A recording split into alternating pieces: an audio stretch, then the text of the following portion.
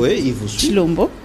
Excellence, Monsieur le Président, je ne cesse de le dire que nous avons besoin de votre implication personnelle en ce qui concerne les enfants orphelins dans des différents orphelinats de la RDC. Nous avons besoin à ce qu'on puisse enregistrer tous les orphelinats. Okay. Parce qu'il y a des abus et ce sont les enfants qui en pâtissent. Okay. Nous avons vraiment besoin. Et au ministre de Titel, nous avons également besoin de voir sur terrain. Vous n'êtes pas sur terrain. Le ministre n'est pas sur terrain. Non, non, on ne le voit pas sur terrain et ça fait très mal. On ne le voit pas, on ne le sent pas. Rien ne fait en fait. Okay. Rien ne fait. Et donc nous dans ce domaine-là, le ministre a totalement échoué.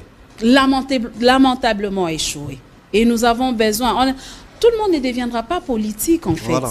Tout le monde ne deviendra pas politique. Oui. Mais néanmoins, c'est là qu'on fait en bonne nation. Il faudra assez qu'ils soient subventionnés, que les soins médicaux soient assurés, que les enfants aient un très bon suivi.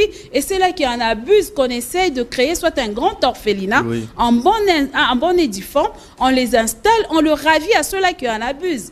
Et je crois que comparativement à 100 millions de dollars qui sont détournés, c'est la moindre de choses qu'on peut faire aux enfants de la République démocratique du Congo. Okay. Alors, si les ministres qui sont en charge du social ne font rien, donc c'est un problème de casting?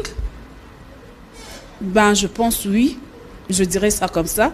Oui. Parce que moi, je pense quand on vous choisit en tant que ministre, oui, on s'est dit que vous êtes à la hauteur. Ok.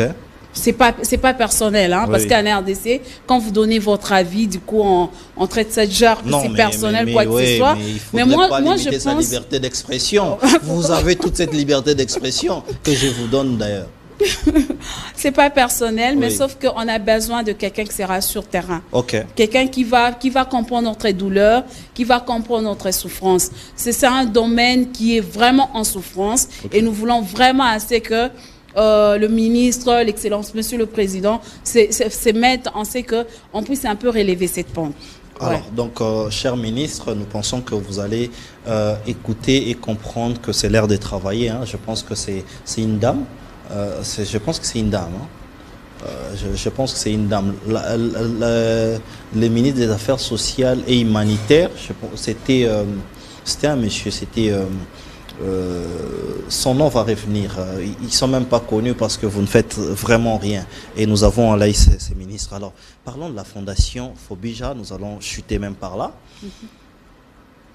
Vous prévoyez une action comme vous l'aviez déjà fait. Nous avions vu des images où vous êtes dans les orphelinats, dans les hommes de vieillards, hein, beaucoup plus. J'avais promis de débalancer les images. On le fera peut-être prochainement. Mais vous prévoyez une action pour la rentrée scolaire. Je pense même que si la régie peut aussi nous... Voilà, c'est ça l'affiche où vous écrivez rentrée scolaire.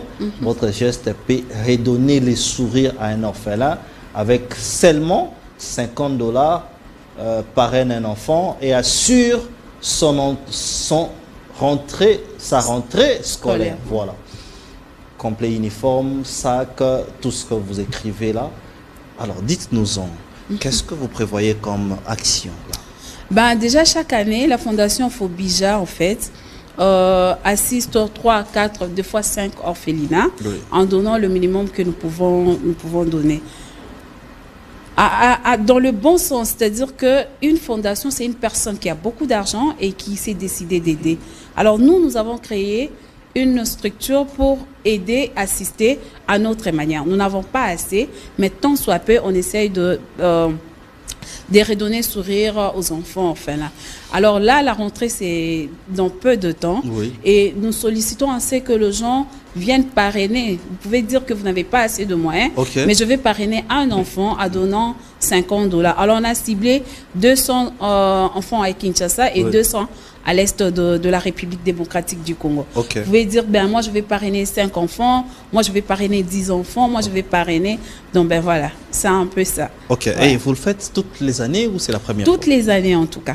Toutes les années, s'il faut balancer des images, vous serez fatigué. On va le faire. Je pense que la semaine prochaine, nous pouvons organiser une émission spéciale des actions avant et après pour essayer aussi d'encourager, hein, parce que nous voyons aussi plusieurs viennent pour s'improviser. Ce n'est pas toujours bien. Un mot de la fin? Ben, un mot de la fin, je dirais, nous devons savoir que